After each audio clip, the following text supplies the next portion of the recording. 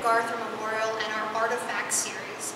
The MacArthur Memorial has thousands of artifacts on display.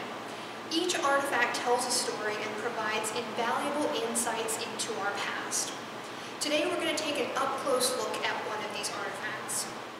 Hello, I'm Chris Kolakowski. I'm the director here at the MacArthur Memorial, and for this session of artifacts, we're going to look at some of the Moro swords that are in our collection from the Moro people of the southern Philippines. They're Muslim warriors who have fought for centuries against the Spanish, against the Americans, and now against the Filipinos.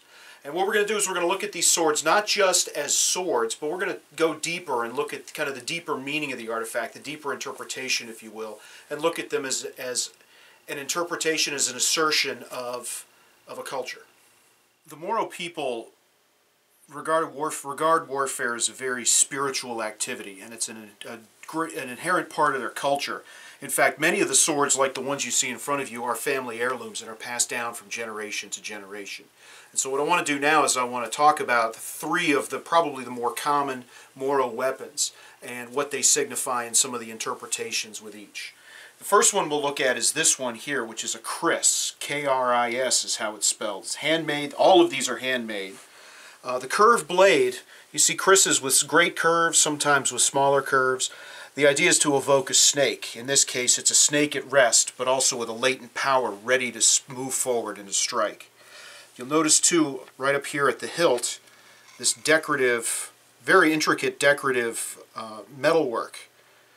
But it's also very, very sharp on the edge. So not only can you stab, you can also slash here as well. So it's very beautiful, it's very spiritual, but at the same time is also very deadly. Krises are deeply spiritual weapons, and blades were known to be cursed. Blades have also been known to bring good fortune. There's a real deep spiritual quality about the kris weapon that you find not just in the southern Mindanao, but where the Moros live, but also down in Indonesia and in Java. This next weapon we'll look at, which is probably the most common of all of the weapons that the Moros carry, is the barong, which is a very simple, wide blade, very heavy sword designed to slash and cut.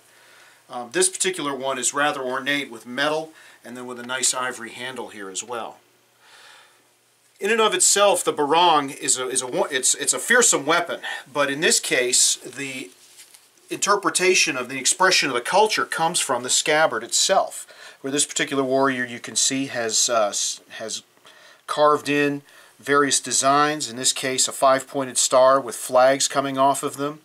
And then you'll notice 1917 dated U.S. coins have been placed all in various places along the scabbard as well, which you can interpret it as you want, but there's definite spiritual significance here in terms of this, both in terms of allegiance to the United States, but also in terms of other spiritual significance.